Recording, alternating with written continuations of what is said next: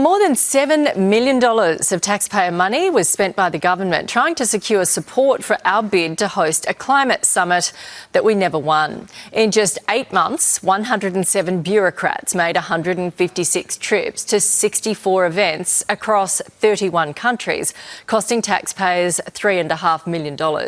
Add the year before, plus officials and security, and the total bill hit $7.3 million. Let's bring in Health Minister Mark Butler and Deputy Opposition Leader Jane Hume. Good morning to both of you. Mark, you say Australia is being at the forefront of these climate conversations is important for our future, but how do you justify spending millions of dollars flying bureaucrats overseas when taxpayers are struggling to get by in a cost of living crisis? Well, morning, Nat, and I understand your viewers would expect rightly that government is very careful about the way in which we spend money to send officials over to engage with international forums, but also with countries with whom we have an important relationship. And the important thing about this is that this was not only a bid by Australia, but also our Pacific neighbours. Our Pacific neighbours consistently rate this question of climate change as their #1 security and strategic issue. As we build stronger relationships with those Pacific neighbours in a really volatile, unstable geopolitical environment, we thought it was important, not just for our interests, because we have significant issues at stake with climate change, but also for the broader region. Jane, Chris Bowen's department pointed the finger at you guys for travelling on the taxpayer dime when you were in government, said you guys did this too. What's your response?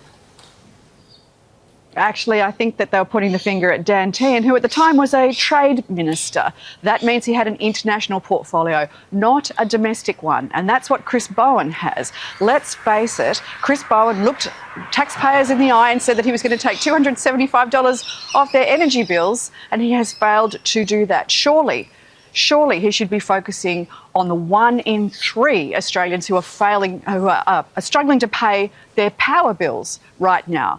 But Chris Bowen has failed on every domestic target that he has set himself. He hasn't hit his 82% renewables, he hasn't brought down emissions, and he hasn't delivered on the $275 that he promised off your energy bills. Surely he should be focused on that, not sending bureaucrats around the world on what is, let's face it, a Chris Bowen vanity project. Is that what it is, Mark? No, it's not nothing, Jane. There, it's sort of belied really the approach that the coalition has had for years about this issue. Climate change is a top-tier international issue now, as I said, particularly for our Pacific neighbours who are so important to our strategic position in this region. The climate conference is now the biggest annual conference of nations anywhere in the world. There are big issues at stake for Australia. Most leaders aren't even going though, are they, Mark? So there are big issues at stake here. Well, this is the biggest conference that happens between nations. There are very few countries, given our environment, that have bigger issues at stake in climate change than Australia, except our Pacific neighbours. They consistently rank it as #1. They expect their big, wealthy neighbour Australia to play a significant role on behalf of the region, and that's what we've been doing. Now, of course, on a constant basis, we're using Zoom, we're using Teams to engage with international partners, but there are times when face-to-face meetings are important to engage with international partners. Our big wealthy neighbour Australia, we're getting less wealthy though, Mark. When the government agrees to spend money, do you look for bang for buck? Because people out there this morning are thinking millions of dollars, that's a lot of money. What did Australia get for its $7 million here?